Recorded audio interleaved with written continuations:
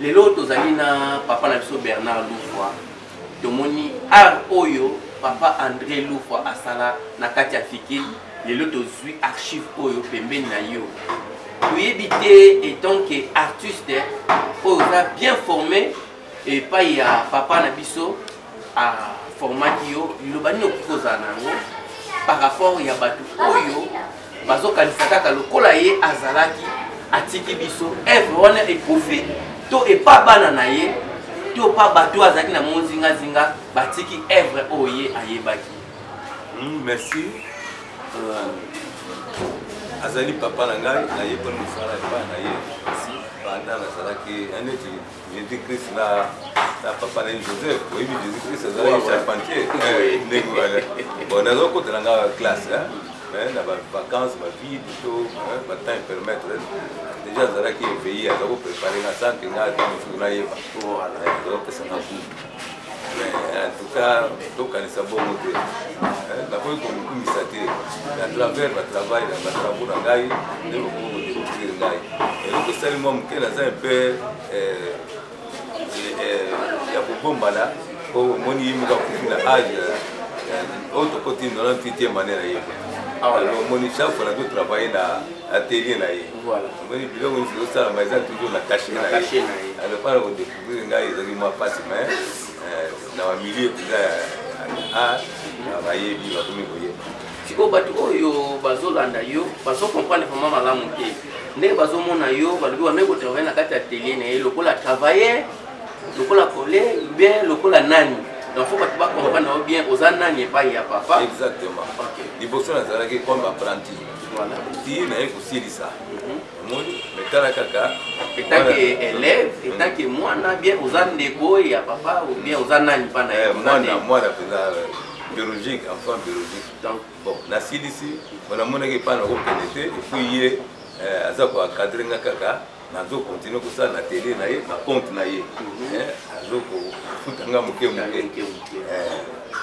Alors bato oyo bozolanda bocomprendre bien ke oyo eza mwana ya papa ya liboso donc se bomona œuvre oyo eza papa te moto asali bazwi œuvre oyo papa asalaki ainspiré yango ye mpe asali œuvre oyo eza bongo.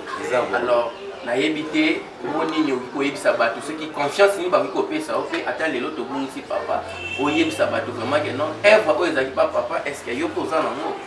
Bon, je crois de loin à pas si mais de près, on a travaillé à environ 8 mois. Ils ont passé en échelle. Je crois que vous avez permis bien, vous en avoir sur le petit coup, il y a voir, au moins vous avez l'équipe pour donner la foire, vraiment. Vous avez produit mon gamin, un jour, vous pouvez faire le Congo. Dans un sponsor quelque part, le projet est un peu plus de mais parce que vous voulez vous avez devant public. Alors, mon scanner 3D, et nous voyons, au point de vue, il faut réduire 1 cm. Alors, on va faire le moi, dimension à voyer, 45 cm, on a porte-clé. Moi, on a des capsuleurs. Après, à voyer, c'est payé à titre pour la vie, à tiroir pour souvenir. Merci pour le jeu d'abongo pour la musique pour avoir tout le matériel. Parce que papa n'a évité par rapport à Matanga, vous faites déjà programme, il a sorti ou bien des programmes entre bino na famille ou bien na patro bayebi Eva au papa Salaki na mboka bazoko assister bino ou bien programme ezali. Bon ma maison qui moi bien, c'est-à-dire qu'il commence bien, finit bien. Là, il y a un recommandant qui perd à J, suivi les alliés. Oui, bon. Pour que moi bien. Donc, et là, comme bien zaté, donc ce tu comprends bien, programme est ok, non bien, mais non tu fais comme une côté soukate.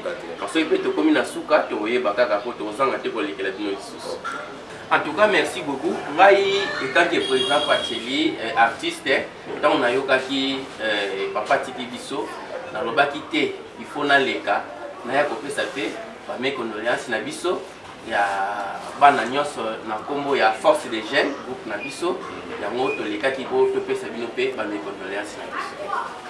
Lelo tozali na papa na biso Bernard Lufwa, tomoni art oyo papa André Lufwa asala na kati ya fikili. Lelo tozwi archive oyo pembeni na yo toyebi te etant que artiste oyo oza bien formé epai ya papa na biso aformaki yo liloba nini okoki kozala nango par rapport ya bato oyo bazokanisa kaka lokola ye azalaki atiki biso evre wana ekufi to epa bana na ye to pa bato azalaki na mozingazinga batiki evre oyo ye ayebaki. Merci. Azali papa na ngai nayebi mosala epai na ye banda nazalaki aneti Jésus Christ na papa na Joseph oyebi Jésus Christ azali charpentier ndenge wana bon nazokotela nga classe na bavacance bavide to batemps permettre déjà azalaki éveillé azakoprépare nga sanke nga ata mosuku nayeba azokopesanga ku en tout cas tokanisa bongo te nakoki komokumisa te à travers batravail na batravo na ngai nde bakoki kodécouvrir ngai eloko esali mwa moke naza un peu ya kobombana po omoni ye moka kofi na age oyo tokoti 98e année na ye alors omoni chaque fois nazotravaille na atelier na ye omoni biloko nyonso ezosalama eza toujours na cache na ye alors mpana kodécouvrir ngai ezali mwa pasi mais na bamilie eza bayebi bakomi koyeba sikoyo bato oyo bazolanda yo bazokomprendre vraiment malamu te ndenge bazomona yo balobi wameki kotravaille na kati ya atelier na ye lokola travailler lokola collègue ou bien lokola nani donc faut bato bakomprendre o bien oza nani epai ya papa. Exactement. Liboso nazalaki comme apprenti ti naye kosilisa omoni metala kaka etaki élève etaki mwana bien oza ndeko ya papa ou bien oza nani mpa na ye mwana mpenza biologique enfant biologique. Donc bon nasilisi onamonaki epai nakokende te epuis ye aza koencadre nga kaka nazokontinue kosala na tele na ye na compte na ye azokofutanga moke moke. Alors bato oyo bozolanda bocomprendre bien ke oyo eza mwana ya papa ya liboso donc se bomona œuvre oyo eza papa te moto asali bazwi œuvre oyo papa asalaki ainspiré yango ye mpe asali œuvre oyo eza bongo.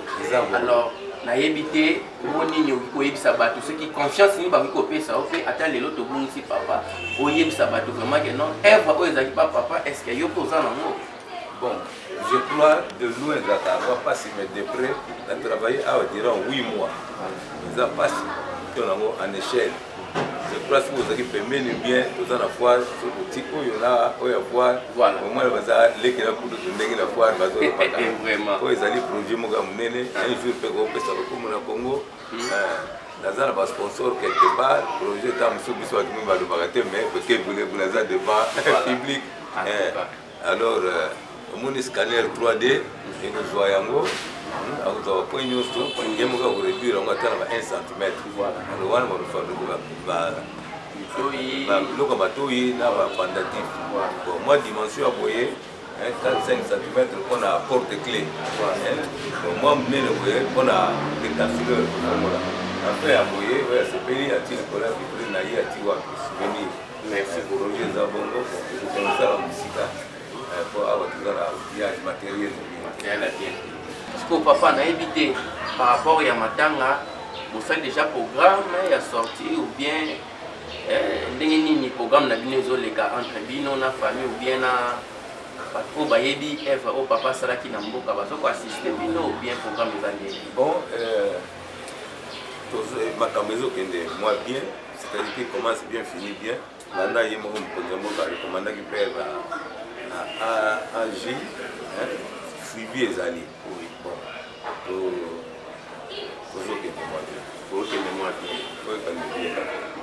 donc eloko mabe eza te donc so to comprendre bien programme ezokende nanu bien mais nanu tokomi na kota suka te soki mpe tokomi na suka tokoyeba kaka po tozanga te kolekela bino lisusu. En tout cas, merci beaucoup. Ngai étant que président Pacheli, artiste, tant on a yokaki papa tiki biso, na lobaki te, il faut na leka, na ya kopesa pe, ba mes condoléances na biso, ya bana nyonso na kombo ya force des jeunes groupe na biso yango tolekaki po topesa bino pe bame condoléance na biso.